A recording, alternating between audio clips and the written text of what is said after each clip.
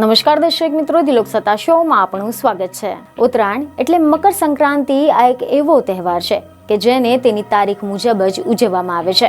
14મી જાન્યુઆરી એટલે લોકોને ખબર જ હોય કે આ દિવસે ઓફિસોમાં તેમજ શાળા કોલેજોમાં રજા જ હોય। પણ તમને જાણીને કદાચ નવાઈ લાગશે કે 1000 વર્ષ પહેલા ઉત્તરાયણ એ 14મી જાન્યુઆરીએ નહીં પરંતુ ડિસેમ્બર મહિનામાં ઉજવવામાં આવતી હતી અને આ તારીખ હવે ધીમે ધીમે ખસીને 14મી જાન્યુઆરી થઈ ગઈ છે। જો કે આની પાછળ ખગોળીય ઘટના હોવાનું પણ કહેવાઈ રહ્યું છે।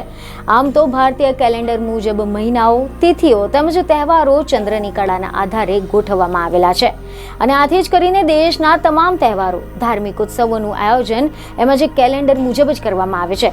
પરંતુ અપવાદરૂપ એકમાત્ર ઉત્તરાયણનો તહેવાર એવો છે કે જે ગ્રેગરિયન કેલેન્ડર એટલે કે અંગ્રેજી કેલેન્ડર મુજબ ઉજવવામાં આવે છે, કારણ કે અંગ્રેજી વર્ષ સૂર્યની તિથિને અનુસરે છે અને આથી જાન્યુઆરી માસની 14મી તારીખે આપણે ત્યાં વણ લખાયેલી ઉત્તરાયણ બની ગઈ છે। પરંતુ આ સનાતન સત્ય નથી તેવું કહેવામાં આવે છે, કારણ કે અહેવાલ એવા મળી રહ્યા છે કે ઉત્તરાયણના પ્રાચીન ઇતિહાસ અને કેલેન્ડરનો અભ્યાસ કરતા એવું સામે આવે છે કે 1000 વર્ષ પહેલા ભારતમાં 31મી ડિસેમ્બરના રોજ ઉત્તરાયણ આવતી હતી। એ પછી ઉત્તરાયણ ખસતી 14મી જાન્યુઆરી થઈ ગઈ છે। નવાઈની વાત એ છે કે આ તારીખ પણ કાયમ તારીખ નથી રહેવાની। જેમ કે આજથી 5000 વર્ષ પછી તે ફેબ્રુઆરીના અંતમાં હોઈ શકે છે અથવા તો 9000 વર્ષ પછી એ છેક જૂન માસમાં પણ આવી શકે છે।